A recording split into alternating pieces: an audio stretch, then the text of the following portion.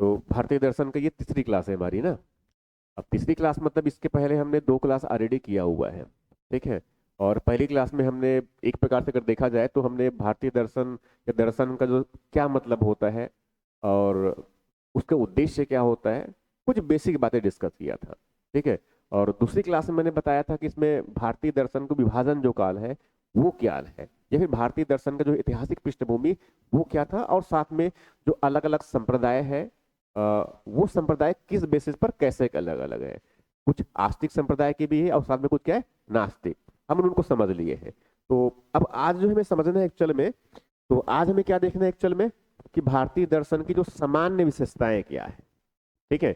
सामान्य विशेषताओं का मतलब क्या है कि एक पर्टिकुलर किसी एक दर्शन की विशेषता की बात नहीं कर रहा हूं मैं, ठीक है। ये ओवरऑल में जो है, जो ओवरऑल में भारत में जितनी भी दर्शन है, और पर्टिकुलरली जो है प्राचीन कहे तो भी और जो समकालीन दर्शन कहे तो भी, ठीक है, सबकी एक बुनियादी विशेषता है। हालांकि हर एक धर्म हर एक दर्शन का अपनी बुनियादी विशेषता है, उनकी अपनी बेसिक खासियत है उनकी, मगर हम एक्चुअल में उसमें कॉमन जो बातें हैं हम उनकी बात कर रहे हैं। मतलब सब में कॉमन एक प्रकार से, हालांकि कुछ में अपवाद स्वरूप जो है कॉमन नहीं मिलेगा, जैसे कि इसमें चरवाक दर्शन। तो ये कह सकते हैं कि भारत में जो चरवाक दर्शन है वो अपने आप में एक अलग अलग विचार है, ठीक है। क्योंकि वो एक प्रकार से चरवाक दर्शन बेसिकली क्या है, वो जड़वादी है, भौतिकवादी। भौतिकवादी मतलब क्या है, वो केवल इस भौतिक जगत को बस सही मानता है, जो प्रत्यक्ष दिख रहा है बस उसी को सही मानता है, इसके अलावा जो है किसी और चीज को सही वो नहीं मानता। इसका मतलब जो चीज नहीं दिखता है, आत्मा चूंकि नहीं दिखता है मतलब वो नहीं मानेगा। क्योंकि स्वर्ग नहीं दिखता है तो वो, नरक नहीं दिखता है तो उसको नहीं मानेगा। इनके साथ साथ चूंकि जो है ईश्वर नहीं दिखता है तो वो नहीं मानेगा, ब्रह्म नहीं दिखता है तो वो नहीं मानेगा, यहां तक कि आकाश भी नहीं दिखता है तो उनको नहीं मानेगा। पृथ्वी दिखता है, जल दिखता है, अग्नि दिखता है, हवा तूफान दिखता है, उनको मानेगा, ठीक है। तो एक प्रकार से कहते हैं कि शरीर जो है किससे बना, इस चार तत्वों से मिलकर बना है, उसमें आकाश की आवश्यकता नहीं है। जबकि समानता जो है भारत में जो माना जाता है परंपरागत रूप से, कि शरीर किससे बना है, पांच तत्वों से मिलकर बना है, हम ऐसे कहते हैं ना, क्षितिज जल पावक गगन समीरा। तो ये हम ऐसे ऐसे कहते हैं कि यहाँ जो है कुल मिलाकर के पांच तत्वों से मिलकर बनी हुई है हमारी शरीर। मगर चरवाक ऐसा, चूंकि आकाश को दिखता नहीं है, इसीलिए कहते हैं कि चरवाक आकाश को नहीं मानता, ठीक है। तो एक प्रकार से चरवाक दर्शन भौतिकवादी दर्शन है, जड़वादी दर्शन है, ठीक है। उस शरीर को बस सब कुछ मानते हैं, वो जड़ मानते हैं, ठीक है। वो चेतना नहीं मानते, वो क्या मानते हैं, जड़ मानते हैं, ठीक है। तो ये तो चरवाक की अपनी अलग खासियत है। मगर मैं फिर भी जो है बाकी और जितने भी दर्शन है हमारे पास में, ठीक है, अब उसमें वेद से लेकर के वैदिक दर्शन, और वैदिक दर्शन के मतलब उसमें वेद का दर्शन और उपनिषद का दर्शन, ठीक है। उसके बाद फिर जो है जो अलग अलग जो सूत्र ग्रंथ लिखे गए, छठ दर्शन जिनको हम कहते हैं। अब छठ दर्शन का मतलब उसमें सांख्य दर्शन भी है, न्याय दर्शन भी है, और विशेषिक दर्शन भी है, योग दर्शन भी है, मीमांसा और वेदांत।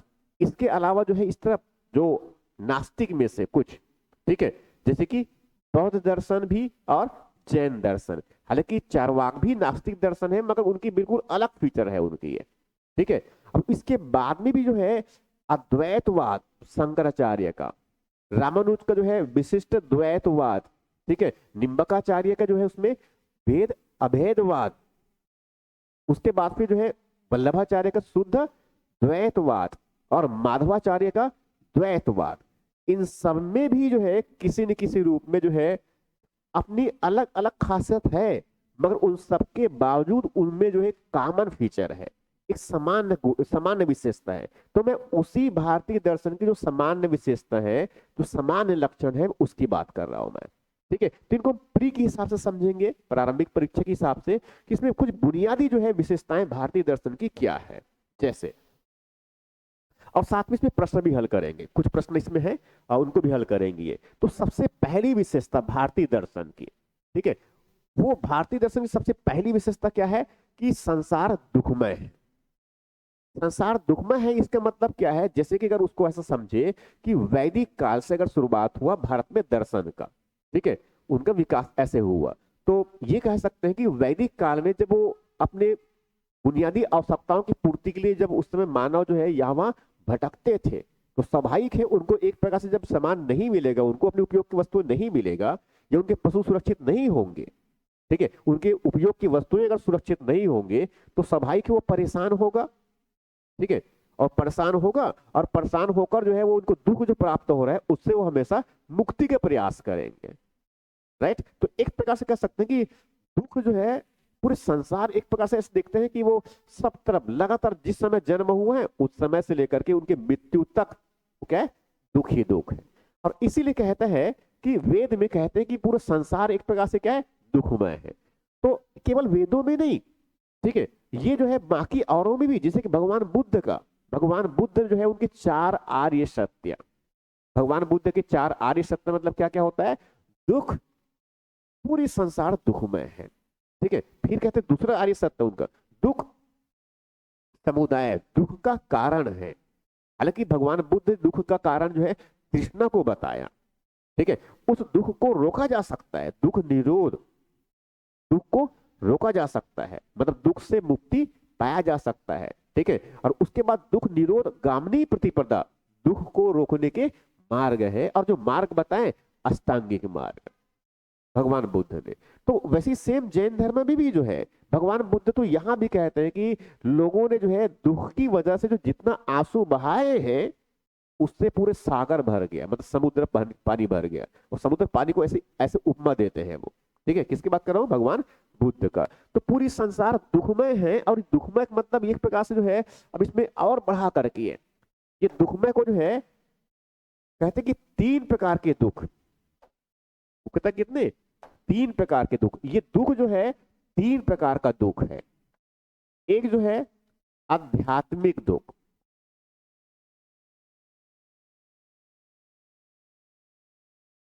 आध्यात्मिक दुख, ठीक है। दूसरा जो इसमें अधिभौतिक,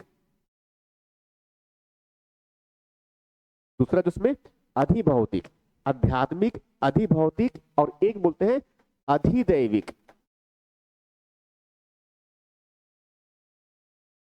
अधिदैविक।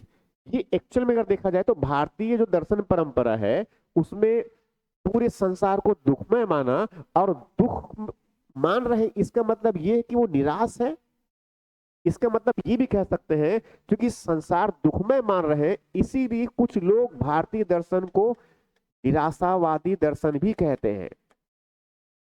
इसमें निराशा है, दुख है, निराशा है, और चूंकि ये शुरुआत कहां से हो रहा है, निराशा से शुरुआत हो रहा है। और निराशा में किस प्रकार से 3 प्रकार के दुख, जिनमें एक पहला क्या है, आध्यात्मिक दुख है। शारीरिक और मानसिक रूप से जो दुख मिलता है हमें उसे क्या बोलते हैं, आध्यात्मिक दुख। शारीरिक और मानसिक रूप से हमें जो दुख मिलता है उसे क्या बोलते हैं, आध्यात्मिक दुख।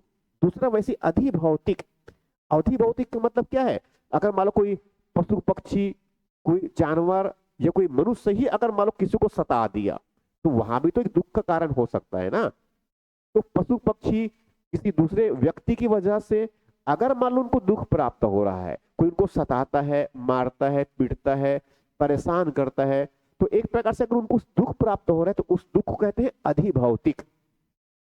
तीसरा अधिदैविक, अधिदैविक के मतलब एक प्रकार से क्या है, ये एक प्रकार से भूत प्रेत, बाढ़, सूखा, कोई प्राकृतिक दुर्घटना हो गया, प्राकृतिक का प्रकोप आ गया तो स्वाभाविक है बाढ़ आएगा तो दुख मिलेगा, भूकंप आ गया तो भी दुख मिलेगा, ठीक है। कोई प्रेत सता दिया, भूत प्रेत ने सता दिया तो भी उनको क्या है, दुख मिलेगा। तो एक प्रकार से कह सकते हैं कि पूरी संसार को क्या मानते हैं, ये दुखमय मानते हैं।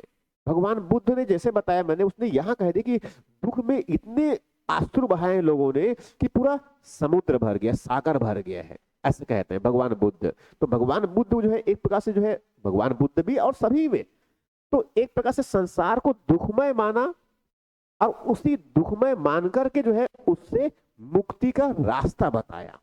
तो ये तो हम कह सकते हैं कि संसार दुखमय है तो इसलिए निराशावादी है भारतीय दर्शन, ये कह सकते हैं। मगर यहाँ शुरुआत हो रहा है और उसके बाद उसने रास्ता बताया, वेदों में भी रास्ता है, उपनिषद में भी रास्ता बताया है कि इस दुख को हम कैसे अंत कर सकते हैं।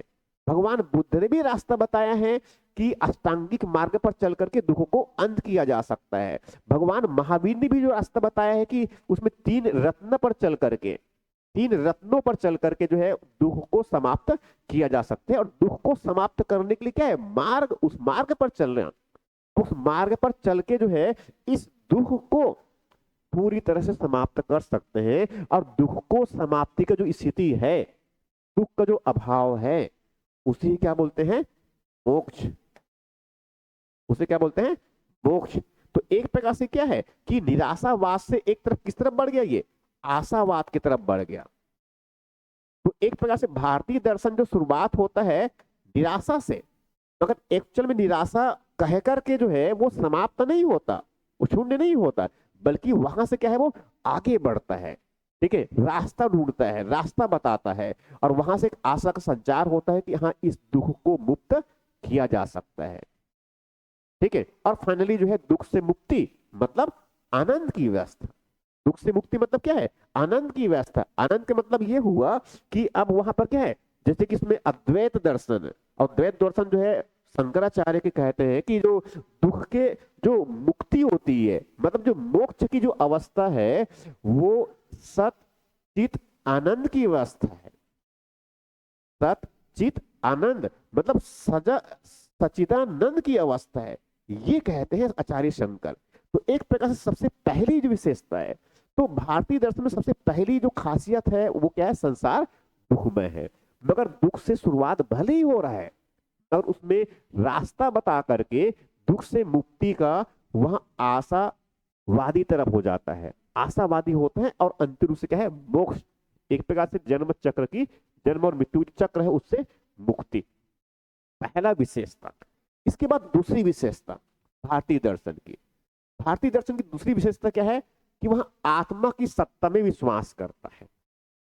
दूसरी विशेषता क्या है, आत्मा की सत्ता में विश्वास करता है। देखो भारत में जो है अगर देखें तो केवल एक चरवाक दर्शन है, वो आत्मा की सत्ता में विश्वास नहीं करता, मतलब आत्मा को नहीं मानता। और आत्मा को चरवाक नहीं मानता, क्यों नहीं मानता, क्योंकि वहां जो है दिखता नहीं है। क्योंकि ये उसी को जो है सही मानता है जो प्रत्यक्ष रूप से दिखता है। प्रमाण के रूप में ये किसी शब्द को नहीं मानते, ये किसी अनुमान को भी नहीं मानते, ये बाकी और तरीका हो सकते हैं उनको भी नहीं मानते, ये मानते और केवल जो प्रत्यक्ष रूप से दिख रहा है उनको प्रमाण मानते हैं। प्रमाण के रूप में केवल और केवल क्या है, प्रत्यक्ष। ठीक इस तरह से ये तो स्वाभाविक है, चारवाक को बस छोड़ दे अगर मान लो हम, इसमें जो है जो चरवाक है, चरवाक दर्शन को बस अगर छोड़ दे, चरवाक को छोड़ करके, बाकी और जितनी भी दर्शन है भारत में, ठीक है, भारत में जितनी भी दर्शन, अब इसमें थोड़ी सी और मात्रा में जो है थोड़ा सा बुद्ध, भगवान बुद्ध जो है उनको भी अगर छोड़ दे, मतलब उसमें आत्मा का विचार, क्योंकि भगवान बुद्ध भी अगर देखे तो वो अनात्मवादी ही है। ये जो बौद्ध दर्शन है, ये बौद्ध दर्शन भी एक प्रकार से क्या है, ये अनात्मवादी ही है। और अनात्मवादी दर्शन का मतलब क्या है, जो आत्मा को नहीं मानता, मगर भगवान बुद्ध पुनर्जन्म को मानता है, राइट। तो एक प्रकार से अनात्मवादी दर्शन होने का मतलब क्या है, जो आत्मा को नहीं मानता, और जो आत्मा को मानता है उसकी मीमांसा करता है, उनके गुणों को बताता है, वो क्या है, आध्यात्मिक, वो अध्यात्मवादी दर्शन हुआ। तो जो आत्मा का मानता है वो अध्यात्मवादी दर्शन, और जो आत्मा को नहीं मानता है वो क्या है, अनात्मवादी दर्शन। तो दो प्रमुख संप्रदाय, एक चारवाक भी जो है आत्मा को नहीं मानता, और बौद्ध दर्शन भी एक प्रकार से आत्मा को नहीं मानता। ठीक है, अब ये तो हुआ बस दो दर्शन, मैंने अपवाद स्वरूप जो बताया, ठीक है, ये अपवाद है बेसिकली, ये अपवाद है ये। ठीक है, अब उसके बाद आत्मा की सत्ता में विश्वास। देखो जितनी भी दर्शन है, ठीक है, जितनी भी दर्शन का मतलब ये है, जैसे कि वेद में अगर मान लो हम चले तो सबसे प्राचीन दर्शन कौन सा है हमारा, वेद में। तो वेद में जो है वेद का दर्शन और उपनिषद के दर्शन, मगर वेद में अगर देखें तो ठीक उसमें बहुत स्पष्टता नहीं है आत्मा नाम की संरचना को लेकर के, ठीक है। मगर वेद के बाद जो उपनिषद का विकास जब हुआ, उपनिषद वाले काल में। तो उपनिषद वाले काल तक आते आते जो है एक आत्मा नाम की जो संरचना है वो पूरी स्पष्ट हो चुकी है कि आत्मा नाम की एक संरचना होती ही है। ठीक है, और ये आत्मा जो है वो शरीर से बिल्कुल अलग है। वैदिक जो मान्यता है, उपनिषद की जो मान्यता है, उसमें आत्मा नाम की जो संरचना है, होती है, और ये शरीर से बिल्कुल अलग होता है। यहां तक कि जो है भगवत गीता में आत्मा के बारे में कहा गया है कि आत्मा जो है अजन्मा होता है, इनका कोई जन्म नहीं होता, इनकी कोई मृत्यु नहीं होता, इनकी जो है कोई तो तप उनको तपा नहीं सकता, कोई ताप इनको तपा नहीं सकता, अग्नि इनको जला नहीं सकता, ठीक है, कोई शस्त्र हथियार इनको छेद नहीं कर सकता। मतलब आत्मा की अमरता पर वहां बिलीव करते हैं भगवत गीता में। ठीक है, बहुत मजबूती से उनको स्थापित किया गया। इनके साथ साथ अगर देखें तो छठ दर्शन में, तो छठ दर्शन में क्या है, चाहे उसमें सांख्य की बात करें तो भी, उसमें न्याय की बात करेंगे तो भी, उसमें वैशेषिक की बात करेंगे तो भी, उसमें योग की बात करेंगे तो भी, मीमांसा या फिर वेदांत, सब में जो है आत्मा को स्वीकार किया गया है किसी न किसी रूप में। ठीक है, तो सभी एक प्रकार से क्या है, वो आत्मावादी दर्शन है। वो सभी क्या है, आत्मावादी दर्शन, मतलब क्या है, आध्यात्मिक।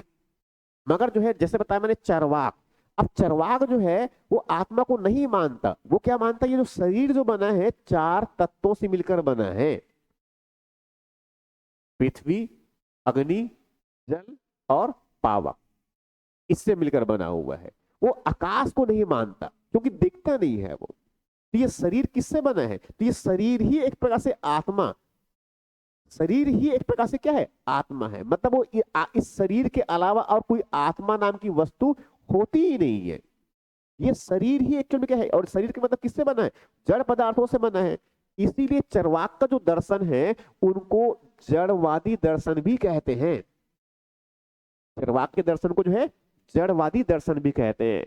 और चूंकि इसमें जो है ये आत्मा को नहीं मानता है, वो किसको मानता है, वो इस शरीर को मानता है, इस देह को मानता है। इसीलिए चरवाक के दर्शन को कभी कभी जो है देहात्म वादी दर्शन, क्योंकि इस देह को बस सत मानता है वो, इस देह के अलावा कोई आत्मा नाम की संरचना नहीं है। तो इस देह को जो है सुख देना है, इस देह को जो है सुख देना है। इसका मतलब ये कि चरवाक जो है हमेशा किस लिए प्रयास करेगा, सुख के लिए प्रयास करेगा।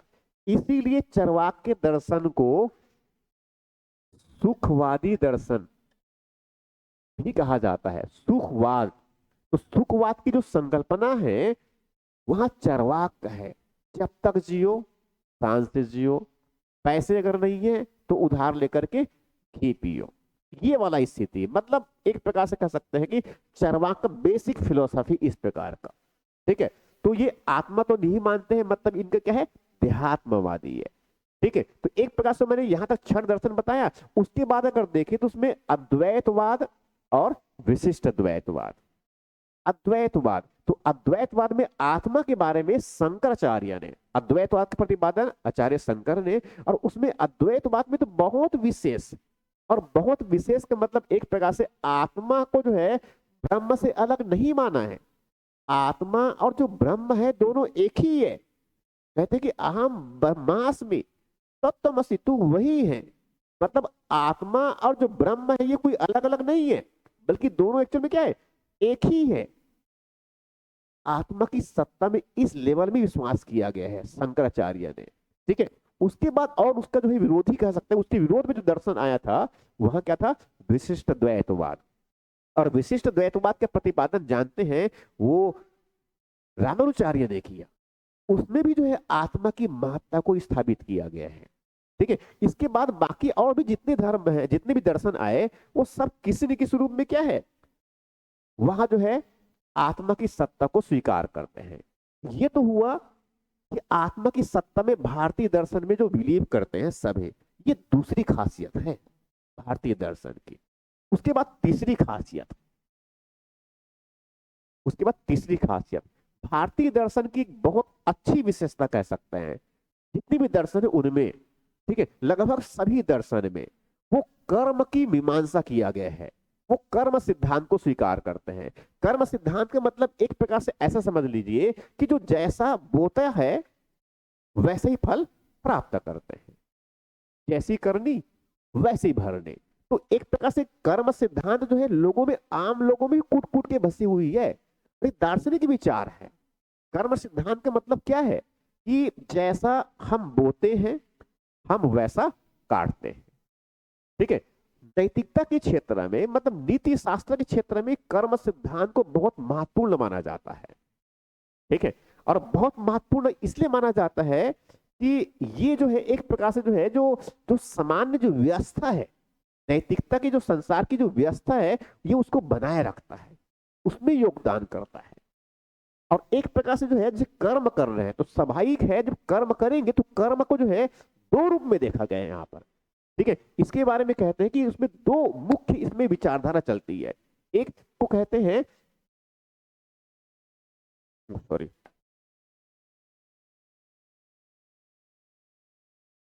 एक को कहते हैं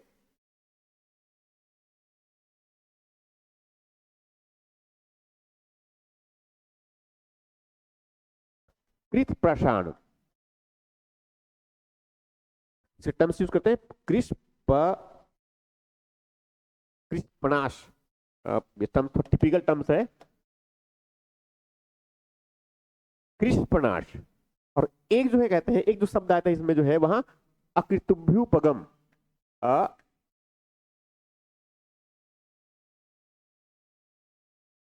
अकृतभ्युपगम,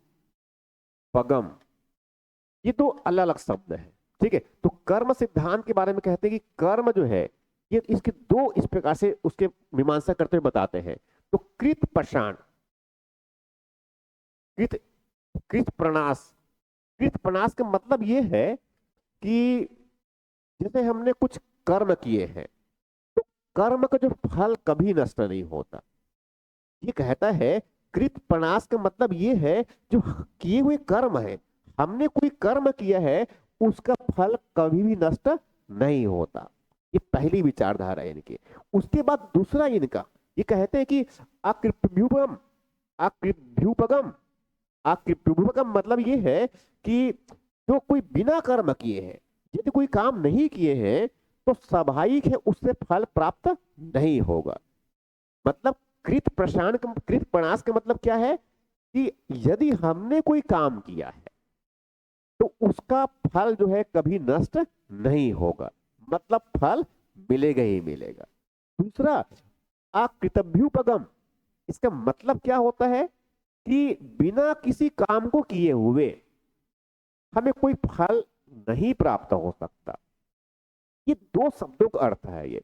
अब ये जो कहते हैं कि जो कर्म सिद्धांत है ये एक्चुअल में भारत में जो सबसे पुराना दर्शन, मतलब कौन सा, वैदिक दर्शन। तो वैदिक दर्शन में एक जो विचार मिलता है वहां है ऋत का।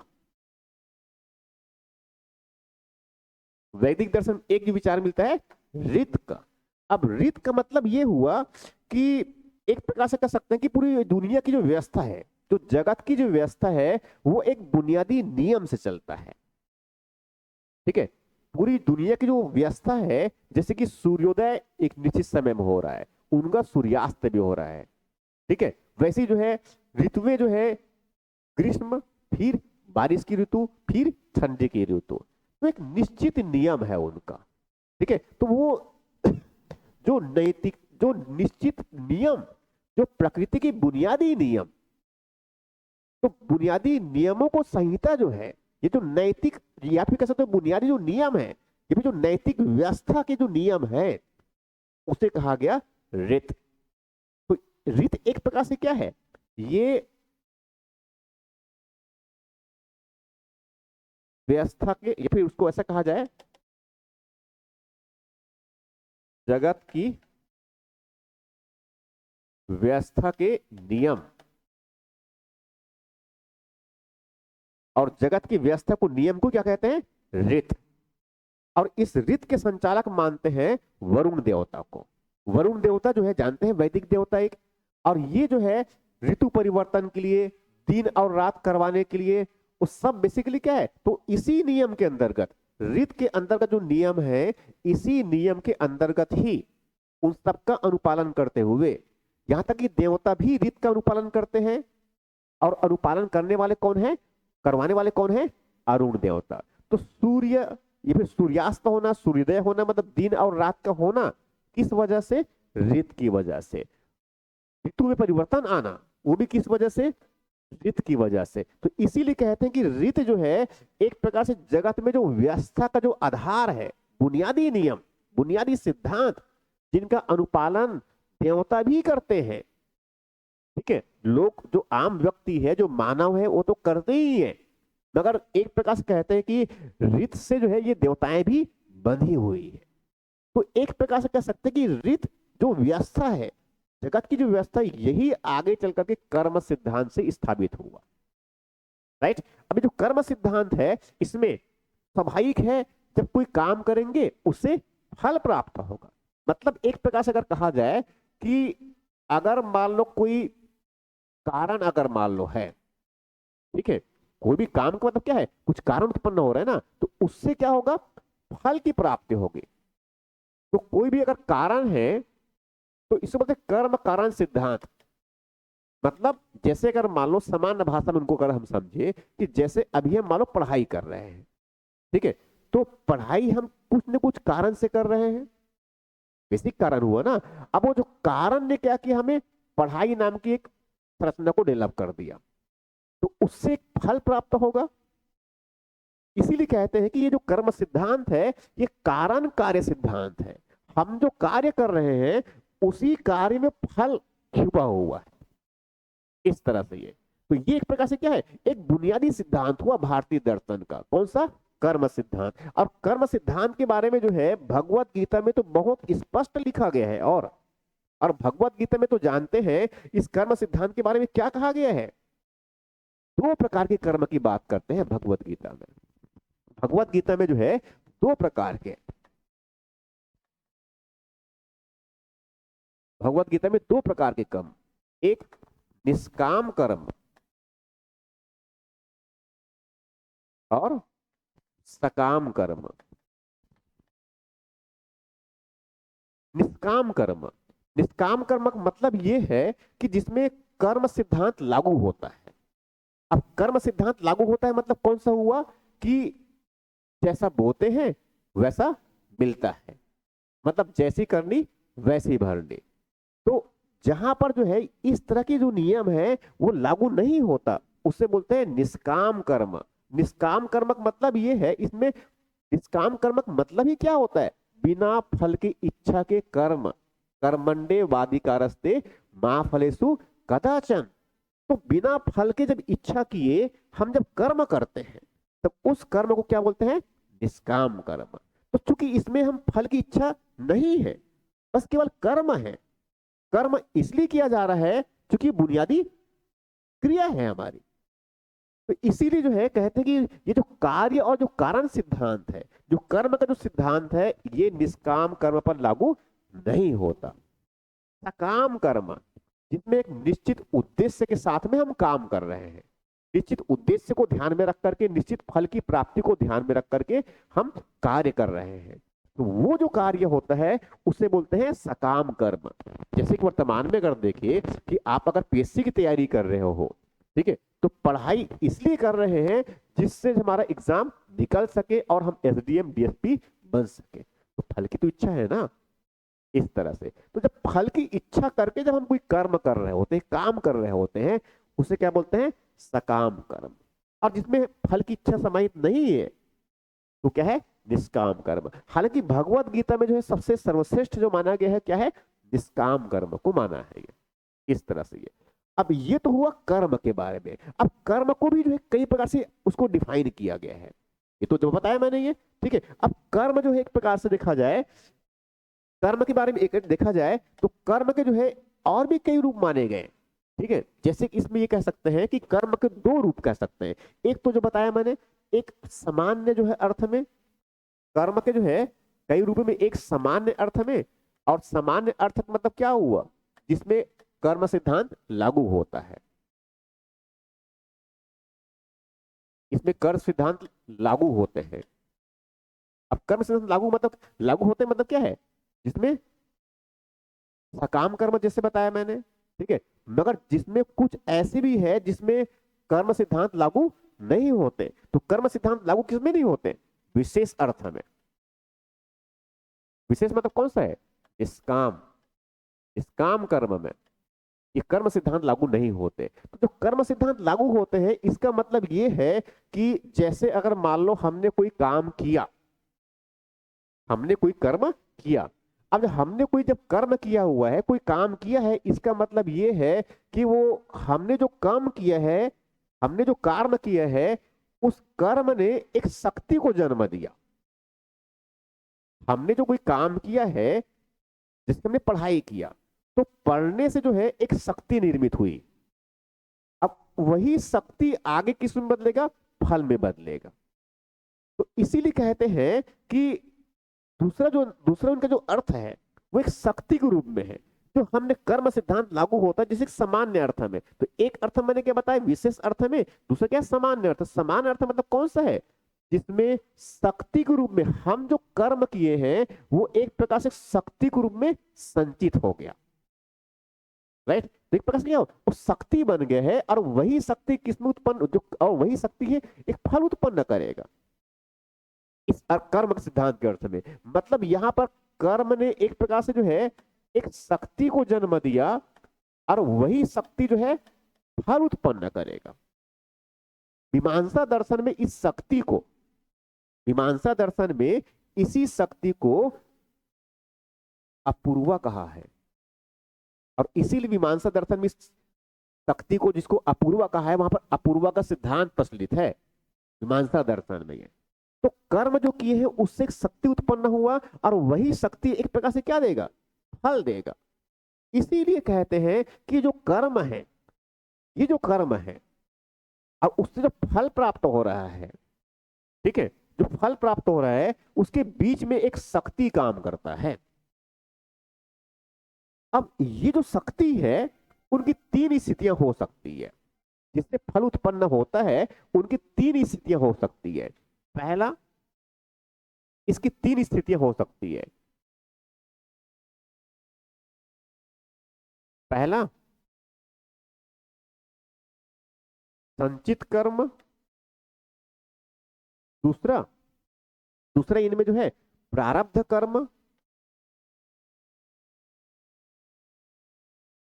तीसरा इनमें जो है जो संचयमान कर्म, संचयमान कर्म।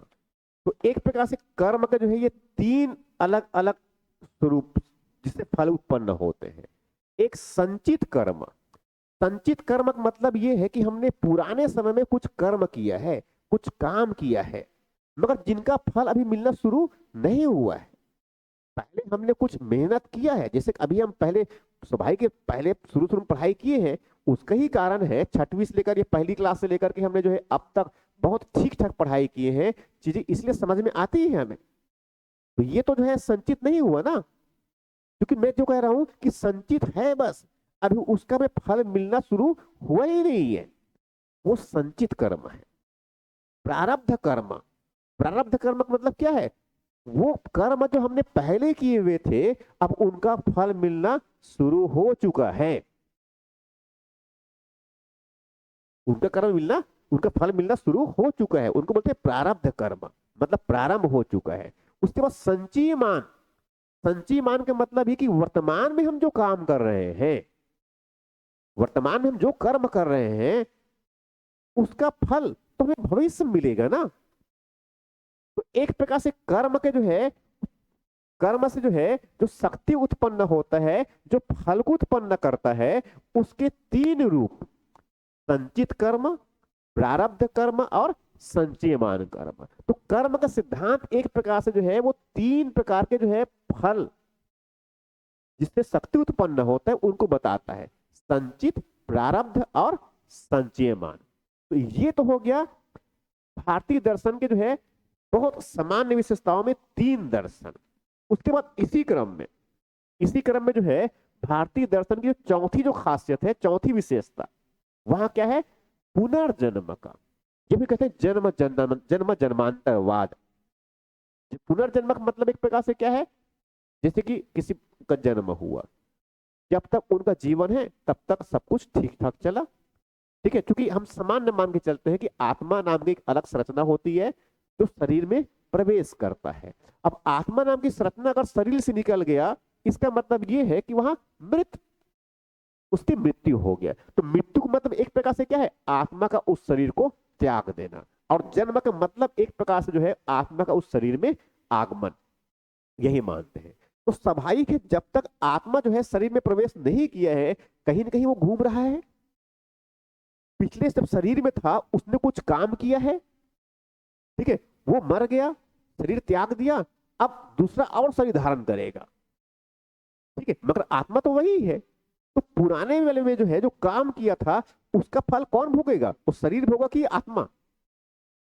समझ में आ रहा है ये? तो इस प्रकार से वो कर्म जो है उस आत्मा के साथ हम लगातार क्या है, चलते रहते हैं। और इस प्रकार से क्या है, जब पुनर्जन्म होगा उसका, तब उसको उस फल की प्राप्ति होगी जो इस पुराने जन्म में किए थे। उनकी फल की प्राप्ति कहां हो सकती है, उनको अगले जन्म में। इस तरह से क्या है कि पुनर्जन्म, और एक प्रकार से क्या है, ऐसे जो कई बार जन्म, इसलिए बोलते हैं जन्म जन्मांतरवाद। इनको क्या बोलते हैं, जन्म जन्मांतरवाद। अब चरवाक जो है क्या पुनर्जन्म को मानेगा? बिल्कुल नहीं मानेगा। वो तो सिर्फ इसी देह को ही सत्य मानता है ना, तो पुनर्जन्म में उनका कोई विश्वास नहीं, क्योंकि जब आत्मा को ही नहीं मानता है तो पुनर्जन्म में कहां से विश्वास? आत्मा को जब नहीं मानता है तो पुनर्जन्म की बात ही नहीं है, ठीक है, इस तरह से ये। मगर बाकी औरों में, मतलब केवल चरवाक को अगर छोड़ दे तो चरवाक को छोड़ करके बाकी जितनी भी धर्म, जितने भी दर्शन है, ठीक है, जैसे कि भगवान बुद्ध का जो बौद्ध दर्शन, तो बौद्ध दर्शन भी अगर देखा जाए तो वो भले आत्मा को नहीं मानता है, वो अनात्मवादी है, मगर उसके बावजूद वो पुनर्जन्म को मानता है। भगवान बुद्ध की जातक कथाओं में उनके पुनर्जन्म की कहानियां मिलती है। तो एक प्रकार से अगर देखा जाए तो भारतीय दर्शन में वेद में भी पुनर्जन्म को बहुत अच्छा से महत्व समझाया गया है उनका, ठीक है। यहाँ तक कि जो है उपनिषदों में तो जो है बहुत स्पष्ट रूप से पुनर्जन्म की व्याख्या और उनकी संरचना स्थापित हो चुका है, क्योंकि उपनिषद में एक प्रकार से जो है आत्मा के बारे में काफी अच्छा विचार है, ठीक है, बड़ा अच्छा खासा विचार विकसित हो चुका है। भगवत गीता में आत्मा के बारे में, फिर पुनर्जन्म के बारे में उसमें बहुत स्पष्ट रूप से बहुत खुल के बात कही गई है, ठीक है, पुनर्जन्म के बारे में है, ठीक है। और पुनर्जन्म के साथ ही जो है इसमें जो कर्मवादी सिद्धांत है, इसका मतलब कर्म जैसा किए हैं वैसा फल, इस तरह से। ये तो क्या है, तो गीता में भी, यहां तक कि जिसमें बौद्ध दर्शन में भी है, न्याय में भी जो है पुनर्जन्म को अवधारणा मानते हैं, विशेषिक भी मानते हैं, सांख्य, इन सब में जो है किसी न किसी रूप में पुनर्जन्म और जन्म जन्मांतरवाद, ठीक है, केवल जो है चरवाक को छोड़ करके। क्यों? क्योंकि वहां आत्मा को नहीं मानता है। और इसी पुनर्जन्म की वजह से जो भारत में क्या है, वंश परंपरा की उत्पत्ति हुई है, वंशवाद कहते हैं ना, तो स्वाभाविक है वो इसी पुनर्जन्म की प्रक्रिया से तो हो रही है, इस तरह से ये। तो ये हुआ भारतीय दर्शन की सामान्य विशेषताओं में चौथी विशेषता। उसके बाद फिर जो है पांचवी विशेषता, और पांचवी विशेषता बहुत इंपॉर्टेंट है। जैसे कि भारतीय दर्शन में जितनी भी दर्शन है उनमें कुछ, जैसे कि दुर्भाग्य रूप से अगर देखा जाए तो केवल चरवाक को छोड़ दिए। ये चरवाक अपने आप में काफी बड़ी मात्रा में क्या है, एक अपवाद स्वरूप रहा है, ठीक है, चरवाक अपने आप में क्या है, अपवाद स्वरूप रहा है, ठीक है। तो एक्चुअल में देखें तो चरवाक को छोड़ करके बाकी और सभी ने जीवन के जो व्यवहारिक पक्ष है उस पर बल दिया है, ठीक है। और उसमें जीवन के व्यवहारिक पक्ष है मतलब क्या है, जैसे कि मैंने शुरुआत में बताया कि पूरी संसार क्या है, दुखमय है, तो उसका जीवन पूरी क्या है, दुख से घिरा हुआ है, और इसीलिए जो है वो दुख से मुक्ति का प्रयास करते हैं। दुख से मुक्ति के लिए क्या है, वो रास्ता ढूंढते हैं, उससे मुक्ति का प्रयास करते हैं। तो एक प्रकार से देखा जाए तो ये भारतीय दर्शन की खासियत है कि उसने जीवन की जो बुनियादी जो समस्याएं हैं उनके समाधान के लिए रास्ता निकाला है। जो समस्याएं हैं, अब समस्याएं मतलब क्या है, जो दुख है, और दुख जिस वजह से भी हो, चाहे वह शारीरिक और मानसिक रूप से दुख हो, चाहे वहां किसी जो है पशुओं के या दूसरे और व्यक्ति के प्रताड़ना से दुख हो, चाहे वहां बाढ़ सूखा कोई विपदा खाने से उनको दुख हो। तो तीनों प्रकार के दुख बताया मैंने, वो एक्चुअल में अगर मान लो हम उस दुख का अगर समाधान ढूंढते हैं, वो तो बहुत व्यवहारिक पक्ष हो ना जीवन के सुखमय बनाने का। तो इसीलिए कहते हैं कि भारतीय दर्शन जो है वो जीवन को सुखमय बनाने का प्रयास करते हैं, दुखों को समाप्त करके।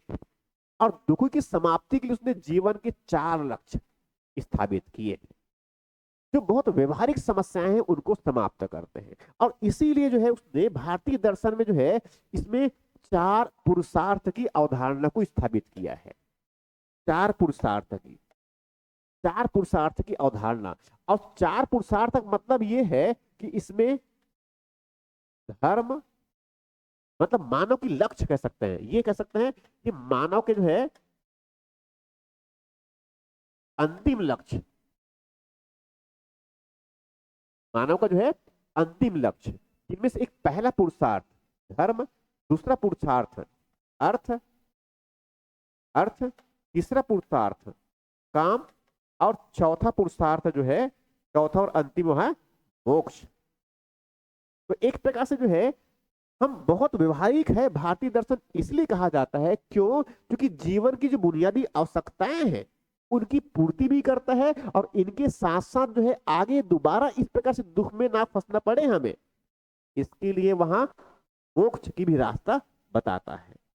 तो एक प्रकार से भारतीय दर्शन में 4 पुरुषार्थ की जो अवधारणा है वो एक्चुअल में जीवन की बहुत व्यवहारिक समस्याएं हैं उनको समाप्त करने के लिए। जैसे धर्म, तो धर्म एक प्रकार से क्या है, हम जिसको भी धारण करते हैं किस तरह से, हालांकि धर्म की परिभाषा जो है अलग अलग रूप में है, मगर मानव का जो बुनियादी लक्ष्य बताया कि उनको धर्म के रास्ते पर चलना चाहिए। और धर्म के रास्ते पर चल रहे इसका मतलब उसमें ईश्वर तो जरूर होगा, क्योंकि धर्म जो है उसमें ईश्वर स्वभावता समानता होता ही है। ठीक है, उसके बाद तो धर्म के रास्ते पर चल करके वहां जो है एक प्रकार से कह सकते हैं शिष्टता का जीवन जी सकते हैं ना, सदाचार का, अच्छाई का जीवन जी सकता है, संयम का जीवन जी सकता है अगर धर्म के साथ में चले तो। इसीलिए भारतीय दर्शन में धर्म और दर्शन का एक प्रकार से क्या है, समन्वय है। धर्म को दर्शन से अलग नहीं किया गया है, और ना तो दर्शन से धर्म को अलग किया जा सकता है। तो पहला इनका जो पुरुषार्थ है जीवन के व्यवहारिक पक्ष, मतलब उनका जो लक्ष्य है कि धर्म को प्राप्त करना। दूसरा अर्थ, जीवन को अगर ठीक प्रकार से अगर चलाना है तो स्वाभाविक है अर्थ की उत्पत्ति, अर्थ की प्राप्ति जरूरी है। और अर्थ मतलब क्या है, धन। बिना धन के क्या जीवन को ठीक तरीके से चलाया जा सकता है, बिना दुख के नहीं। दुख को अगर कम करना है तो क्या चाहिए, अर्थ, धन की प्राप्ति चाहिए। तो धन भी जो है, मगर इसका मतलब ये नहीं कि सब कुछ संचित ही करना शुरू कर दिए। ठीक है, उस बुनियादी जितनी आवश्यकता है उतनी, इसलिए भगवान बुद्ध जो है कहते हैं अपरिग्रह, जितनी आवश्यकता है उतनी संपत्ति के बस सर्जय करो। ठीक है, तीसरा जो है काम।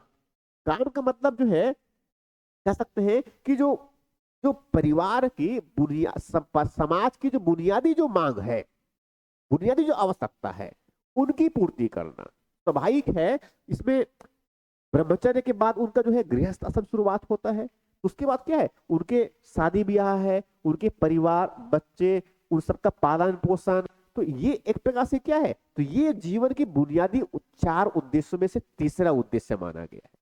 तो स्वाभाविक है धर्म का पालन करके वहां एक अनुशासित संयमित जीवन का लक्ष्य, अर्थ का बुनियादी जो समस्याएं हैं उनके समाधान के लिए जिससे उनकी बुनियादी आवश्यकता है, और उसी बुनियादी आवश्यकता की पूर्ति के साथ वहां क्या है, अपने जीवन के सभी आयामों को अंजाम देने के लिए क्या है, काम।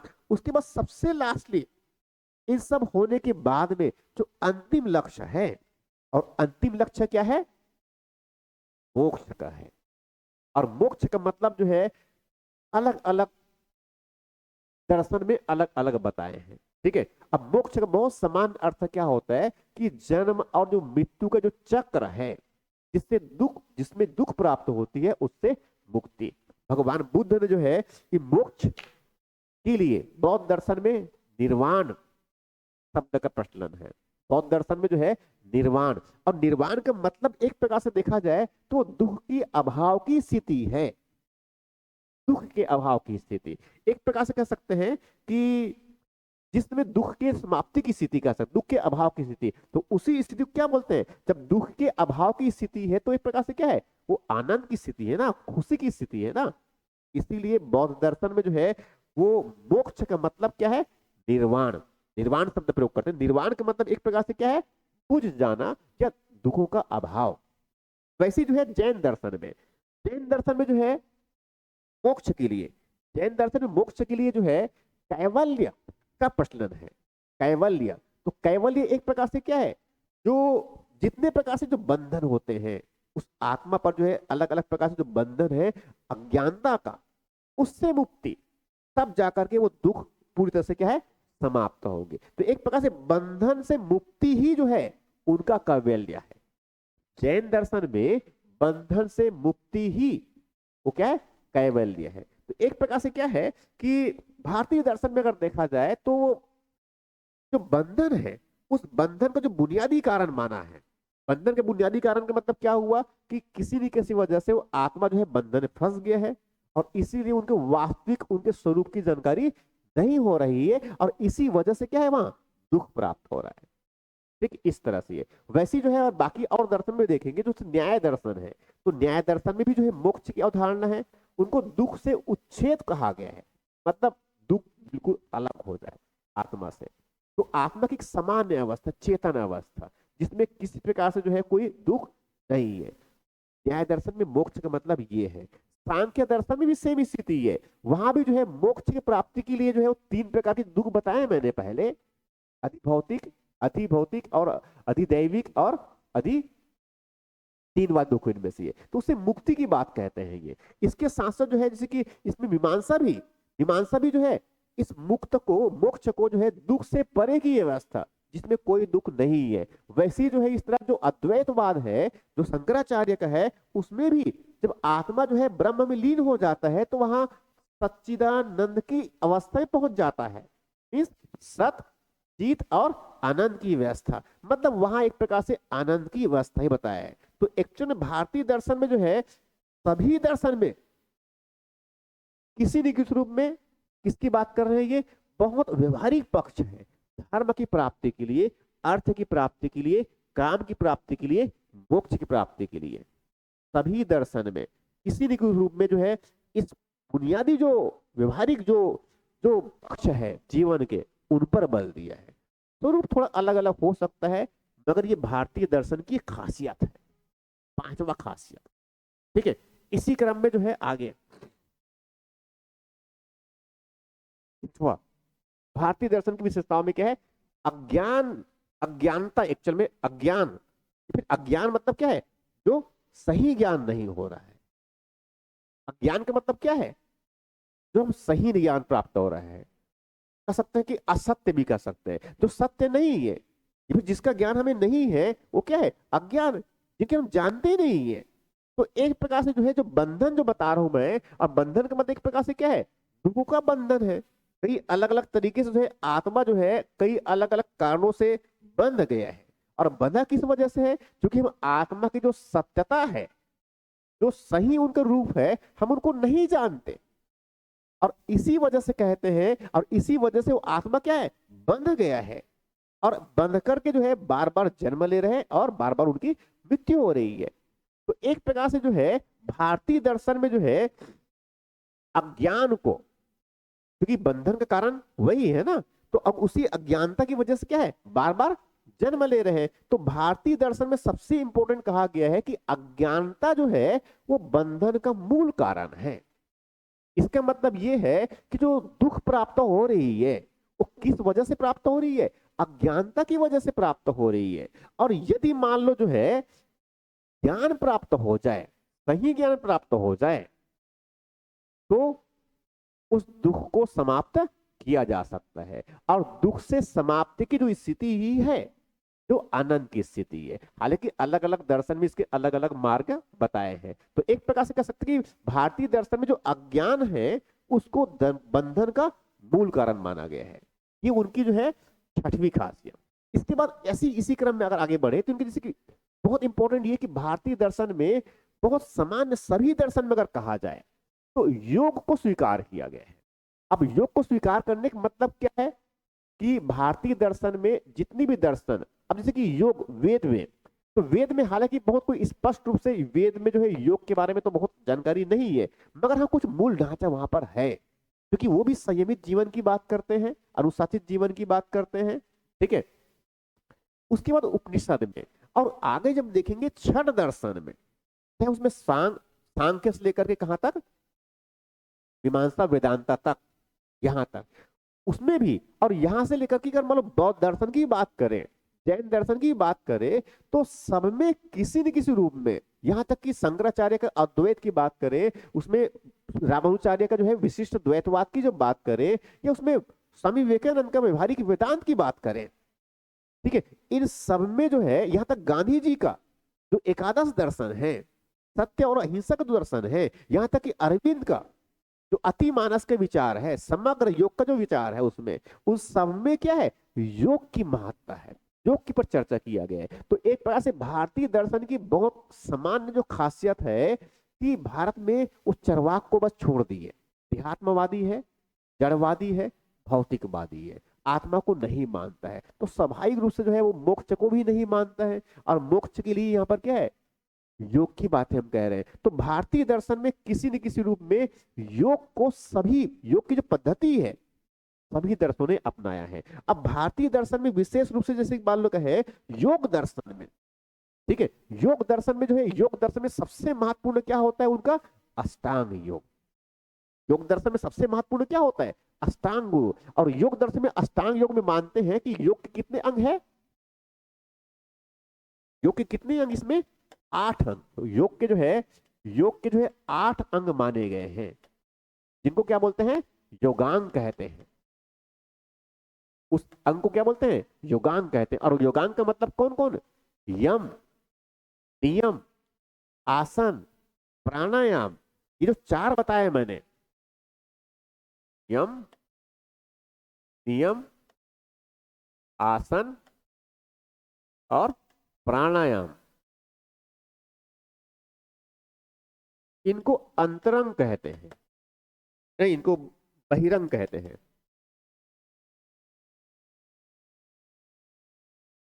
तो बहिरंग के अंतर्गत ये यम, नियम, आसन, प्राणायाम, इनको सम्मिलित करते हैं। इसके अलावा जो है, इसमें जो है यम, नियम, आसन, प्राणायाम, उसके बाद इसमें जो है प्रत्याहार,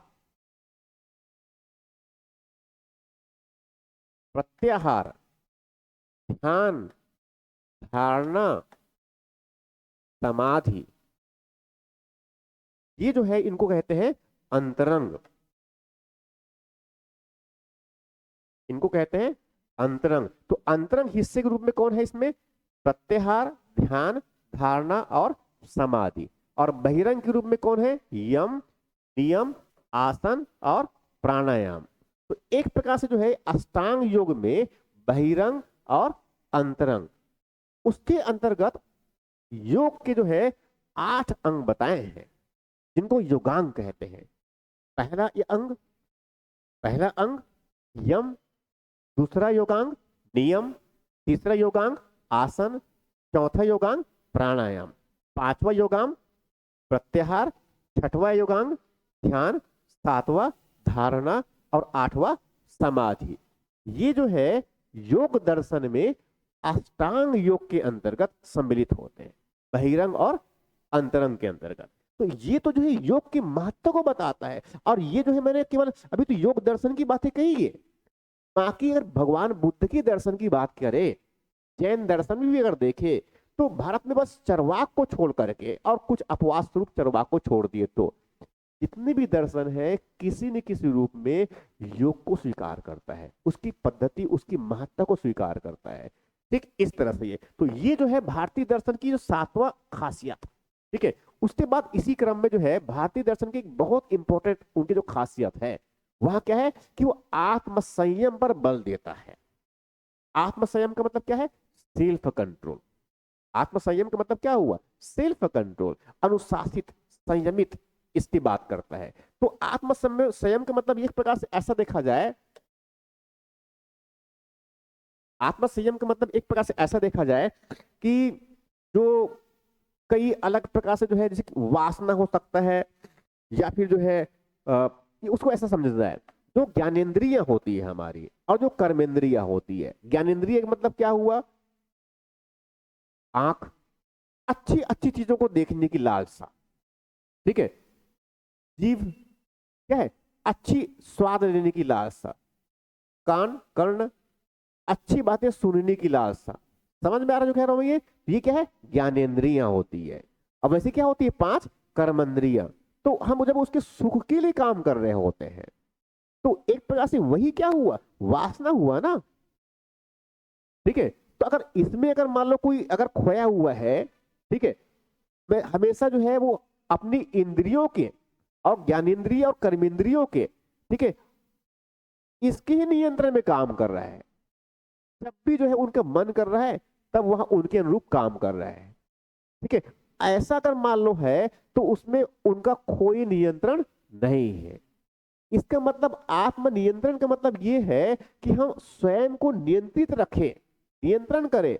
हम अपनी आंखों से क्या देखना है, आंख खुले रहेगा तो दिखेगा ही दिखेगा, मगर क्या देखना है ये हमें तय करना पड़ेगा। हमें जो है कैसा स्वाद चाहिए, वो तो जीभ में तो स्वाद आएगा ही आएगा, मगर हमें कैसा स्वाद चाहिए ये हमें जो है डिसाइड करना पड़ेगा। हमें सुनना है तो कान है तो सुनेगा ही सुनेगा, मगर हमें सुनना क्या है ये हम डिसाइड करेंगे। तो एक प्रकार से क्या है? ये आत्म नियंत्रण है। मन और शरीर की ये शुद्धता और पवित्रता पर बल देता है, ये अनुशासन पर बल देता है, ये संयमता पर बल देता है। ये तो इसीलिए कहते हैं कि भारतीय दर्शन में ये आत्म संयम को महत्व देता है। ये और सभी दर्शन में, जैसे कि वैदिक में भी अगर देखें तो भी, उपनिषद में, तो उपनिषद में तो एक प्रकार से क्या है? वो आत्म संयम को बहुत अच्छी स्तर तक स्थापित किया हुआ है। भगवान बुद्ध भी सेम स्थिति है, वो भी जो है मध्यम मार्ग अपनाते हैं हमेशा, ठीक है। और उसमें जो है वो जो है उनके 4 अरे 7 5 उसके जो सिद्धांत है उनके, ये उसमें जो अष्टांगिक मार्ग है, तो अष्टांगिक मार्ग एक प्रकार से क्या है? वो भी संयमित जीवन की बात करते हैं ये, ठीक है। भगवान महावीर का देखें तो उसमें 5 जो महाव्रत जो कहते हैं, अहिंसा अमृषा वाला, ये तो वो भी एक प्रकार से क्या है? अनुशासित करने की बात कर रहे हैं, ठीक है। उनका जो 3 रत्न है भगवान महावीर का, वो भी एक प्रकार से जीवन को संयमित करने की बात कर रहे होते हैं। तो एक प्रकार से क्या है? भगवान बुद्ध हो चाहे भगवान महावीर हो, उसने जीवन को अनुशासित करने का माध्यम बताया है अपने दर्शन के माध्यम से, ठीक है। तो ये इसीलिए कहते हैं कि भारतीय दर्शन में ये आत्म संयम पर बल देता है। वो नियंत्रण, खुद पर नियंत्रण की बातें कहते हैं केवल चरवाक को छोड़ करके। ये चरवाक का मतलब ही क्या था? तो सब कुछ चबा जाते हैं, मांस, मदिरा, हड्डी, नीति को चबा जाते हैं, नैतिकता को चबा जाते हैं, मूल्य को चबा जाते हैं। इसलिए क्या बोलते हैं इनको? चरवाक। चारों मीठी मीठी बातें करते हैं मगर सब कुछ चबा जाते हैं। इसलिए चरवाक को छोड़ करके बाकी सब सेल्फ कंट्रोल की बातें करते हैं, संयमित जीवन की बातें करते हैं। तो ये है कि भारतीय दर्शन में आत्म संयम पर बल दिया गया है।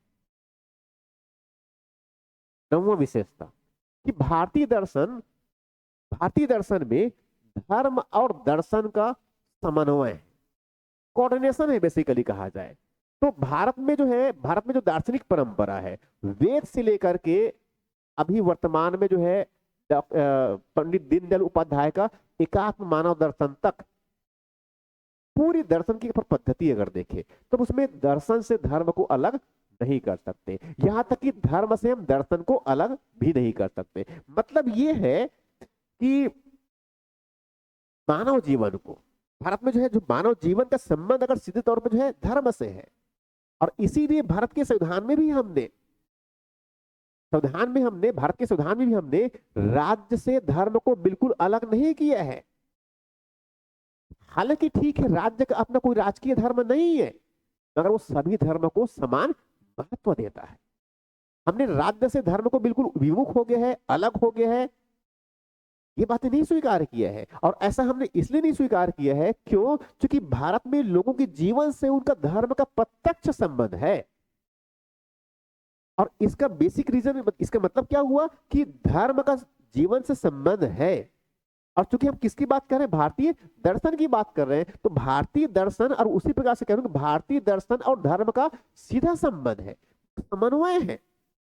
तो धर्म एक प्रकार से दर्शन को सहयोग करता है और दर्शन भी एक प्रकार से धर्म को सहयोग करता है, दोनों में आपसी समन्वय है। इसीलिए कहते हैं कि धर्म दर्शन का एक प्रकार से क्या है, एक उनका दार्शनिक विचार है। धर्म का दार्शनिक विचार, धर्म को जब बहुत तर्कों से, ठीक है, बुद्धि के स्तर में उनकी जब व्याख्या करते हैं, तार्किक व्याख्या करते हैं, तो उसी फिर क्या बोलते हैं, धर्म दर्शन। तो एक्चुअल में भारत में जो है, चूंकि जीवन का हर एक का संबंध जो है धर्म से है, और धर्म से है इसका मतलब उसका संबंध ईश्वर से भी है। इसीलिए जो है भारत में धर्म और दर्शन का समन्वय है। ये दूसरे एक दूसरे से बिल्कुल अलग है ऐसा बिल्कुल नहीं है। धर्म अलग चल रहा है और दर्शन अलग चल रहा है ऐसा बिल्कुल भी नहीं है। दोनों एक दूसरे क्या है, मिली जुली हुई है। देखिए पश्चिम में कई ऐसे हैं जहां पर दर्शन को धर्म से अलग करने की बातें कही है, मगर कम से कम भारत में इस प्रकार सा नहीं है।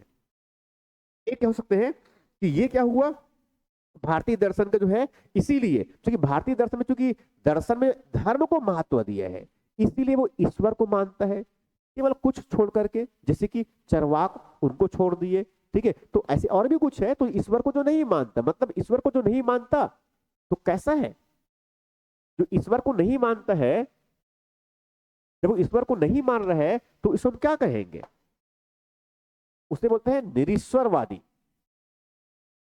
उसे क्या बोलते हैं, निरीश्वर। निरीश्वर का मतलब क्या है, वो ईश्वर को नहीं मानता, वो ईश्वर को जो नहीं मानता उसे बोलते हैं निरीश्वर, निरीश्वरवादी है। और ऐसा कौन है, चारवाक, ठीक है। अब एक प्रकार से जो है धर्म का, दर्शन का धर्म से समन्वय है, इसका मतलब क्या है, वो ईश्वर को मानते हैं। और तो जो ईश्वर को मानते हैं उसे क्या बोलेंगे, ईश्वरवादी, या फिर ईश्वरवाद, ईश्वरवादी या फिर क्या है, ईश्वरवाद, ठीक है। अब ये तो केवल ईश्वरवाद बताया मैंने, मगर इसके अलावा अगर उपनिषद, जैसे कि उसमें भगवत गीता में जाएंगे तो भगवत गीता में उपनिषदवाद आगे बढ़ करके जो है ये पहुंच जाता है सर्वेश्वरवाद।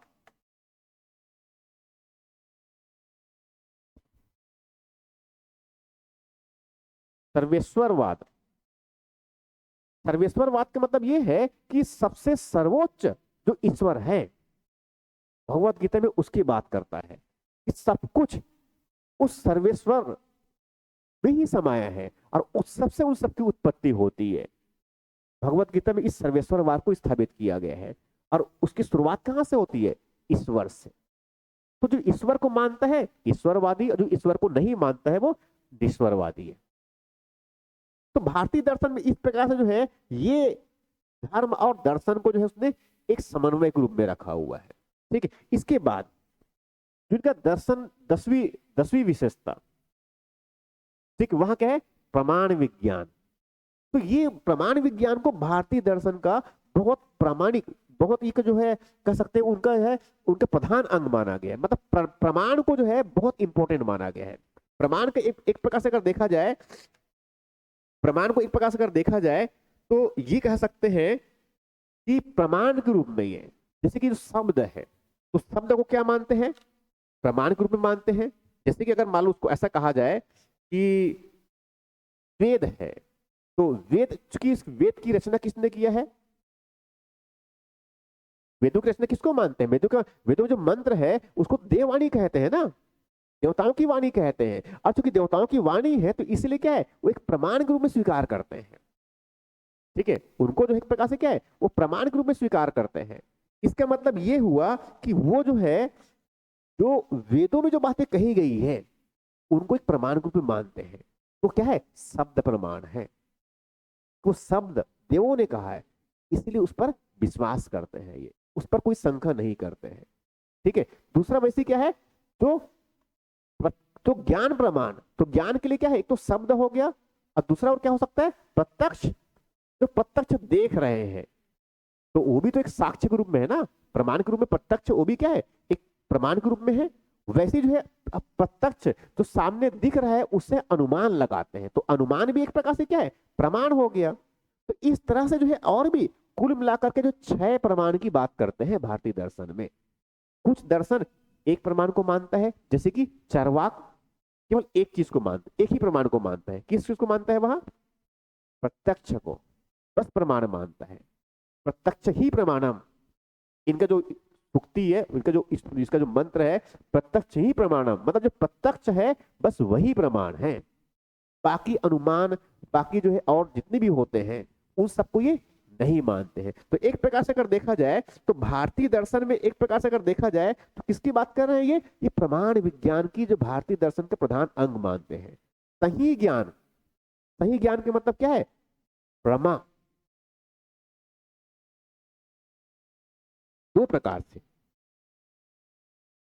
जो सही ज्ञान है उस सही ज्ञान को ये कहते हैं प्रमा, और जो असत्य या फिर अवास्तविक,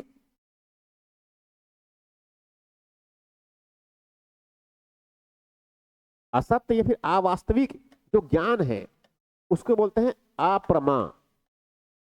न्याय दर्शन में जो है प्रमा और अप्रमा का विचार आता है। ठीक है, तो प्रमाण के रूप में क्या है? प्रमाण के रूप में अगर सही ज्ञान प्राप्त हो रहा है तो जिससे सही ज्ञान प्राप्त होगा, और सही ज्ञान किससे प्राप्त होगा? एक तो मैंने कौन सा बताया था? शब्द से। एक कौन सा है? शब्द। और शब्द मतलब क्या? जैसे कि वेद में जो शब्द कहे गए हैं ये कोई ज्ञानी व्यक्ति बता दिए, भगवान महावीर ने कुछ बताया, भगवान बुद्ध ने बताया, तो सभाई को उसको तो मानना ही पड़ेगा ना। तो क्या बोलेंगे? शब्द प्रमाण है। वेद में जो बातें लिखी गई है उनको सब उनको उनको जो है प्रमाण के रूप में मानते हैं ये। ठीक है, ऐसी क्या है? शब्द हो गया, प्रत्यक्ष भी एक प्रमाण हो सकता है, अनुमान भी एक प्रमाण हो सकता है। ऐसी जो है इसमें उपमान, वैसी जो है उपमान भी एक प्रमाण हो सकता है। उपमान, और इसमें जो है अर्थापत्ति, अर्थापत्ति भी एक प्रमाण हो सकता है। और एक छठवां होता है अनुपलब्धि। तो भारतीय दर्शन में कुल मिलाकर के ये 6 प्रमाण की बात करते हैं। एक शब्द प्रमाण, दूसरा प्रत्यक्ष प्रमाण, तीसरा अनुमान प्रमाण, चौथा उपमान प्रमाण, और अर्थापत्ति, और अंतिम रूप से अनुपलब्धि। एक प्रकार से जो है ये प्रमाण के रूप में जिससे हमें कोई चीज की ज्ञान प्राप्त होती है, सही ज्ञान प्राप्त होता है। तो कुछ दर्शन जो है केवल शब्द प्रमाण को सही मानते हैं, कुछ दर्शन जो है प्रत्यक्ष को, शब्द के साथ प्रत्यक्ष को मानते हैं, मगर केवल जैसे कि वो चरवाक जो है वो केवल एक ही प्रमाण मानता है। कौन सा वाला? प्रत्यक्ष वाला। मगर वेद शब्द को भी मानता है, प्रत्यक्ष को भी मानता है, अनुमान भी मानता है। मगर बाकी और जो दर्शन है उसमें कुछ में 2 को मान लिया, कुछ में 3 को मान लिया, कुछ में 4 को माना, कुछ में 5 को माना, और कुछ में 6 को माना है। इस तरह से ये, तो ये एक प्रकार से देखा जाए जैसे कि चार्वाक है, केवल एक प्रमाण प्रत्यक्ष को मान लिया। दूसरा जैसे सांख्य दर्शन है तो प्रत्यक्ष को मानता है, अनुमान को मानता है, और शब्द को भी मानता है। ठीक है, वैसे जो है जो न्याय दर्शन है, तो न्याय दर्शन जो है क्रम में जाएंगे तो न्याय दर्शन जो है प्रत्यक्ष को मानता है, अनुमान को मानता है, अनुमान को भी मानता है, और शब्द को मानता है, चारों को मानता है ये। ठीक है, मगर जो मीमांसा है, मीमांसा दर्शन, और साथ में जो अद्वैत दर्शन, और अद्वैत दर्शन मतलब कौन? शंकराचार्य का जो दर्शन है, वो पूरे 6 के 6 प्रमाण को मानते हैं। और 6 के 6 प्रमाण का मतलब क्या? शब्द प्रमाण, प्रत्यक्ष प्रमाण, और अनुमान, उपमान, अर्थापत्ति और उपलब्धि। ये जो है भारतीय दर्शन की 10वीं खासियत है। उसके बाद में जो एक मेरे ख्याल लास्टली यही है, एक जो है सबसे लास्ट विशेषता ये ले रहे हैं, यह जगत की सत्यता में विश्वास करता है। मतलब ये जगत को सही मानते हैं। जगत की सत्यता में विश्वास करना, इसका मतलब क्या है कि इस जगत को सही मानता है, सत्य मानता है, मगर कुछ को छोड़ करके। अब कुछ को छोड़कर मतलब ये है जैसे कि अद्वैत और योगाचार, कि योगाचार जो है बौद्ध संप्रदाय, बौद्ध दर्शन के एक शाखा के रूप में है। ठीक है, उसमें बौद्ध दर्शन के एक भौतिकवादी विचार है योगाचार का, और अद्वैत। और अद्वैत के बारे में जानते हैं कि इसमें भगवान, उसमें आचार्य शंकर का विचार है। इसमें क्या है? आचार्य शंकर का। तो आचार्य शंकर का जो विचार है इसमें जैसे मैंने बताया कि इसमें क्या है, वो जगत की सत्यता पर विश्वास करता है। किनकी? 2 को छोड़ करके बस। अब 2 को छोड़कर मतलब कौन कौन छोड़ना है? एक अद्वैत, और अद्वैत किसका है? ये शंकराचार्य का है। ठीक है, और दूसरा कौन सा इसमें? योगाचार। योगाचार एक प्रकार से कह सकते हैं भौतिकवादी है। ठीक है, अब इसमें जिस चरवाक है, तो चरवाक जो है इस जगत को सही मानता है, चरवाक जो है इस जगत को सही मानता है, तभी तो इसी जगत में सुख लेने की बात करता है ना, सुखवाद की बात इसीलिए कहता है। इसका मतलब ये कि जगत की सत्यता में जो विचार करता है, उनमें सबसे पहला नाम किसका आता है? चरवाक का।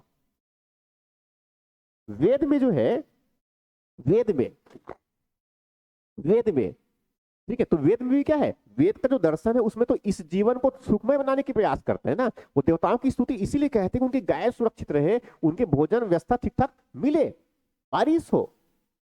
वो इस प्रकार से क्या है, वो इसी जीवन को पहले ठीक बनाने के प्रयास कर रहा है ये। ठीक है, इसका मतलब वो इस जगत को सही मानता है। वो परलोक तो बाद में विचार आया, मगर वो इस जीवन को, इस जीवन को सही मानता है, इस जगत को सत्य मानता है। जैन दर्शन भी देखे तो भी, बौद्ध दर्शन, सब में, यहां तक कि सांख्य न्याय मीमांसा, सब में किसी न किसी रूप में जो है इस जगत को सत्य माना हुआ है। शंकर, आचार्य शंकर का, तो शंकर का जो है, जैसे मैंने बताया कि ये जो है केवल एक ब्रह्म को ही मानता है, ये ब्रह्म को सत्य मानता है। ब्रह्मा जो है वो कई प्रकार से माया करता है। ब्रह्म जो क्या है, अपनी शक्ति से जो है माया को उत्पन्न करता है। और माया जो है, जब ब्रह्मा जो है अपनी जो शरीर है, अपनी जो माया है, उस माया से क्या किया उसने? ईश्वर को बनाया, और ईश्वर ने जो है ये पूरे जगत को बनाया है, ये ऐसा मानते हैं। ठीक है, मतलब एक प्रकार से जगत एक प्रकार से किसकी रचना है? ब्रह्म का। और एक प्रकार से क्या है, वो एक माया है, ऐसा मानते हैं। मतलब ये सत्य नहीं है, ये जगत जो है ये सत्य नहीं है, ये वास्तविक नहीं है, वो असत्य है, ऐसा मानते हैं। तो अद्वैतवाद में जो है जगत की सत्यता पर विश्वास नहीं करते हैं। ये पूरा जो जगत दिख रहा है ये सत्य नहीं है, ये कहते हैं सत्य केवल और केवल क्या है? एक ही है, और वो क्या है? ब्रह्म है। और बाकी सब एक प्रकार से क्या है? माया है, मतलब असत्य है, एक प्रकार से देखा जाए तो। भारतीय दर्शन की ये 11 प्रमुख विशेषताएं हैं। ठीक है, तो ये बुनियादी बातें हैं। अब ये सभी दर्शन में किसी न किसी रूप में इस प्रकार से रहेंगी इसमें। ठीक है, तो ये तो हुआ भारतीय दर्शन की बुनियादी विशेषताएं। ठीक है, अब इसमें जो है प्रश्न जो आते हैं वो अलग अलग तरीके से आ सकते हैं इनमें से। जैसे कि मैं कुछ प्रश्न मैंने यहाँ पर लिख रखा है, थोड़ा सा जल्दी जल्दी जल्दी जाते जाते इनमें से। ठीक है, जैसे कि पहला प्रश्न है। अब पहला प्रश्न इसमें क्या है, जैसे क्या है, भारतीय दर्शन के संदर्भ में निम्नलिखित कथनों पर विचार कीजिए। पहला क्या है? दुखमय संसार। दूसरा, अनात्मवाद। तीसरा, कर्म सिद्धांत। और चौथा, अध्यात्मवाद। देखो, अब उसमें उपर्युक्त में से कौन सा से भारतीय दर्शन की सामान्य विशेषताओं में सम्मिलित है? ठीक है, इनको, ये ऐसे प्रश्न हो गया ना, प्रश्न तो ऐसे आएंगे हमारे पास में। अब इसमें सही उत्तर बताइए, जल्दी बताओ। 4 इसमें प्रश्न है, 4 स्टेटमेंट है, देखा, 4 विचार है ये। एक, दुखमय संसार। दूसरा, अध्यात्मवाद। तीसरा, कर्म सिद्धांत। चौथा, अच्छा ये अनात्मवाद है, सॉरी, ये क्या है? अनात्मवाद है। और ये क्या है? अध्यात्मवाद है। संसार दुखमय है, 3 प्रकार के दुख बनाया मैंने। ठीक है, अनात्मवाद, क्या ये भारतीय दर्शन की जो है ये सामान्य विशेषता में सम्मिलित है? अनात्मवाद का मतलब क्या है कि आत्मा को नहीं मानते हैं, मगर क्या सामान्य विशेषता में भारतीय दर्शन की आत्मा को नहीं मानने की बात कही गई है? नहीं, बल्कि वो तो आत्मा को मानने की बात कर रही है। कुछ वो जो है भौतिक वाले जो है चारवाक बस नहीं मानता है। ठीक है, इस तरफ जो बौद्ध दर्शन, भगवान बुद्ध भी जो आत्मा को नहीं मानता है। ठीक है, कुछ अनात्मवादी है, मगर इसका मतलब ये कि ये खासियत नहीं है हमारी। ठीक है, तो 2 इसमें नहीं आएगा, 2 नहीं आए इसका मतलब ए भी नहीं आएगा, बी भी नहीं आएगा। अब इसमें दुख में संसार मानता है, कर्म सिद्धांत को भी मानता है, अध्यात्मवाद को भी मानते हैं। इसका मतलब 1 2 1 3 और 4 ही उत्तर आएगा। ठीक है, समझ में आ रहा है प्रश्न कैसे आते हैं इसमें?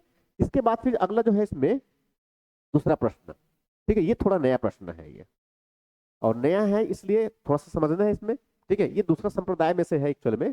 ठीक है, अब इनको देखो, समझो ऐसे ही है। अब जैसे तो छोटा कर देते हैं ऐसे।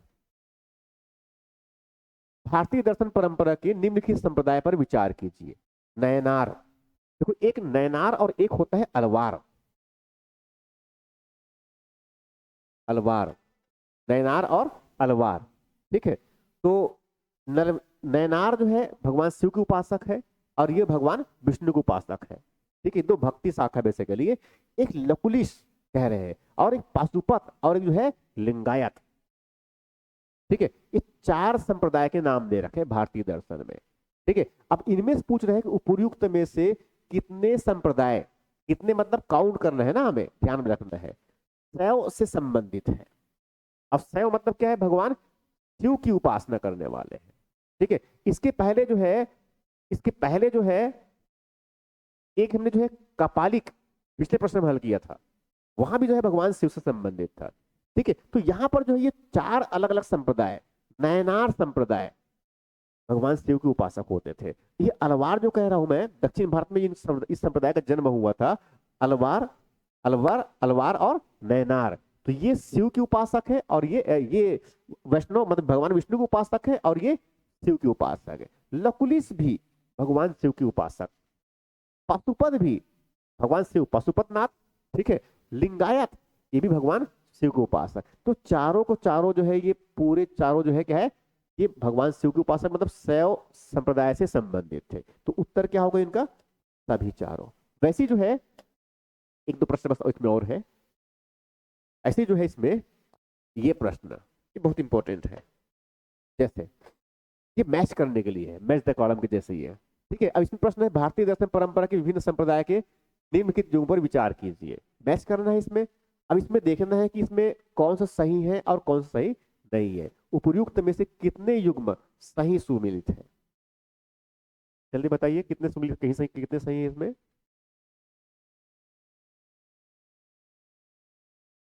अद्वैतवाद, अद्वैतवाद का प्रवर्तन किसने किया है, शंकराचार्य, मतलब ये बिल्कुल सही है। ठीक, दूसरा क्या है, द्वैतवाद, द्वैतवाद का प्रतिपादन किसने किया। कंफ्यूजन ऐसी होती है इसमें, ये देखो देखो कंफ्यूजन यही आता है एक्चुअल में। ये अगर हमें ये याद है कि द्वैतवाद का प्रतिपादन जो है माधवाचार्य ने किया था। ठीक है, और ये जो निम्बकाचार्य है उसने द्वैतवाद का प्रतिपादन किया था, भेद अभेद जिनको कहते हैं। इसका मतलब दो और तीन में क्या है, गड़बड़ी है। तो दो और तीन एक्चुअल में क्या है, गलत है ये। और विशिष्ट द्वैतवाद किसका है, रामानुज, ये बिल्कुल सही है। तो कितने सही हुए हैं, केवल दो। उत्तर क्या आएगा, बी। इस तरह से ये, तो ये जो है समझ लो कि ऐसे जो है प्रश्न आते हैं इनमें। ठीक है, अब इसके अलावा इसमें कुछ, ये तो बहुत सिंपल प्रश्न है। जैसे कि मैंने बताया कि सुखवाद, तो सुखवाद मतलब किसकी बात कर रहा है ये, सुखवाद भारतीय दर्शन परंपरा में निम्नलिखित में से किससे संबंधित है। क्या वो सांख्य से संबंधित है, कि वो न्याय से संबंधित है, कि वो चारवाक से संबंधित है, या इनमें से कोई नहीं। सुख, केवल सुख की चाह कहते हैं, बस हमेशा खाने पीने और मौज मस्ती में लगे रहते हैं। कौन है, चारवाक। ठीक, प्रश्न ऐसे देखो, ये हमारा टॉपिक, मेंस के टॉपिक को अगर पढ़ लेंगे चारवाक का, तो उसमें सुखवाद दिया हुआ है एक, राइट, इस तरह से ये, तो ये हो गया। अब उसके बाद में जो है इसमें ये एक दो प्रश्न और होंगे इसमें। हाँ, चरवाक से संबंधित, ये बहुत इंपॉर्टेंट प्रश्न है, बहुत बहुत इंटरेस्टिंग प्रश्न भी है। ठीक है, इसको बहुत ध्यान से पढ़िए, इनको ध्यान से पढ़ करके जो है हमें जवाब देना है ये। चलिए इसको पढ़िए। ठीक है, प्रश्न क्या है, भारत की दार्शनिक परंपरा में चरवाक दर्शन से संबंधित निम्नलिखित कथनों पर विचार कीजिए। ठीक है, अब यहाँ एक जड़वादी दर्शन है। जड़ का मतलब क्या है, वो इसी जगत को सही मानता है। जो ईश्वर की सत्ता को अविश्वास अविश्वास अस्वीकार करता है, ये ईश्वर को नहीं मानता, दिखता नहीं है। इसका मतलब पहला स्टेटमेंट बिल्कुल सही है। दूसरा स्टेटमेंट, इसमें जीवन के चार पुरुषार्थ बताया था मैंने। जीवन के चार पुरुषार्थ में धर्म और मोक्ष का खंडन करना मतलब एक प्रकार से क्या है, वो धर्म और मोक्ष को नहीं मानने की बात कह रहे हैं। जो नहीं मानते थे क्योंकि उनको धर्म से मतलब ही नहीं है, ठीक है, उनको मोक्ष से मतलब ही नहीं है, क्योंकि मोक्ष में कुछ दिक्कत तो नहीं है आत्मा वगैरह, ठीक है। मगर हाँ, वो अर्थ को मानते हैं। अर्थ मतलब क्या है? धन, ठीक है। और धन किस लिए? काम सुख की प्राप्ति के लिए, ठीक है। तो इस पर विश्वास करता है ना, इसका मतलब ये स्टेटमेंट भी क्या है? सही है। तो क्या उत्तर आएगा इसका? जी आ जाएगा, ठीक है। तो इस प्रकार से प्रश्न पूछे जाते हैं इनमें से। तो ये तो हो गया आज हमने जो इसमें समझे कि भारतीय दर्शन की जो है क्या है, जो सामान्य विशेषताएं क्या है। ये क्या है? भारतीय दर्शन की जो सामान्य विशेषता है उसकी बात कर ली हम लोगों ने। ऐसी जो है अगले जब क्लास करेंगे इसमें, अगले जब सेगमेंट लेंगे इसमें, तब अगले सेगमेंट में हम डिस्कस करेंगे इसमें कि जो वैदिक दर्शन है उनके बारे में, ये वेद में दर्शन और उपनिषद में दर्शन, उस पर डिस्कस करेंगे, ठीक है। Okay, thank you.